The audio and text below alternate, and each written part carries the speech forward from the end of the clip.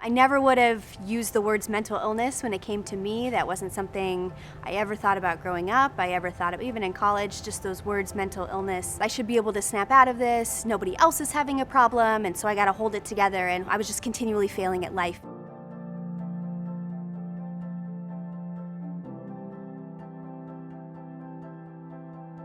I had the sense that I was gonna grow out of them, that adults don't feel like this. And so eventually, as I become an adult, all of these things are going to click into place, and I'm going to understand, and I'm going to be fine. I'm going to be able to handle things, and I'm not going to fall apart emotionally, and I'm not going to hurt so much, and I'm not going to think about dying. And I was going to grow out of it. And as I continued to be an adult, realized maybe I'm not going to grow out of it.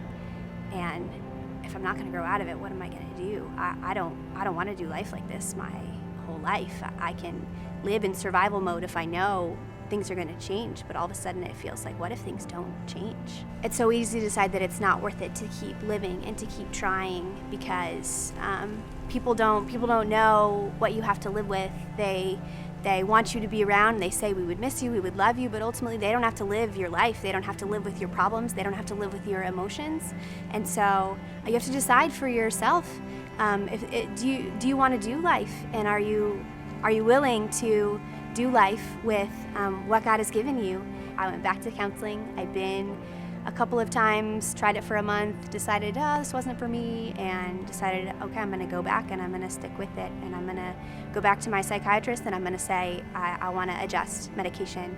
I want to keep trying. I want to say, maybe this isn't enough, and maybe I can live life and functioning more normally and more way that I want to. I went to this woman and talked about it and said, well, you do have some of these characteristics of borderline personality disorder, and some of these things don't sound like bipolar, and some of this is high anxiety.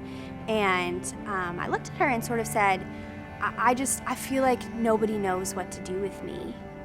And she very quickly said, well, of course I know what to do with you, you just don't fit in a box. And that was really, actually, it was really large for me to realize, the sense of, well, I've been trying to fit in some sort of mental illness box, and if I fit in the box, then I'm going to accept that I have mental illness. But because I don't, I must just be failing at life, and that must be on me. I don't need the label bipolar 2. I don't need the label borderline personality disorder or anxiety or depression, because I don't fit any of those labels. But that doesn't mean I don't struggle. It doesn't mean there isn't help out for me.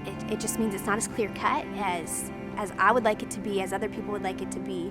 Life is worth continuing to choose to live it, and to know that God has great things in store for your life, ways that you can help people, ways that you can change the world, things that you have to give that no one else can give because of the way that you're made. This is how God has made me. What am I going to do with what God has given me? And I trust and believe that He loves me so much, that He does love me even when I can't feel Him, even when my mental illness keeps me from feeling Him and feeling like I'm alone and nothing is ever going to get better, and that I just despair and want to die. And I know that He deeply, deeply loves me, and if He deeply loves me, I believe that He has great purpose for my life. And choosing to kill myself, I choose to give up on that purpose. What is God going to do through me? I could change the world. I don't know. I don't know what God has planned for my life.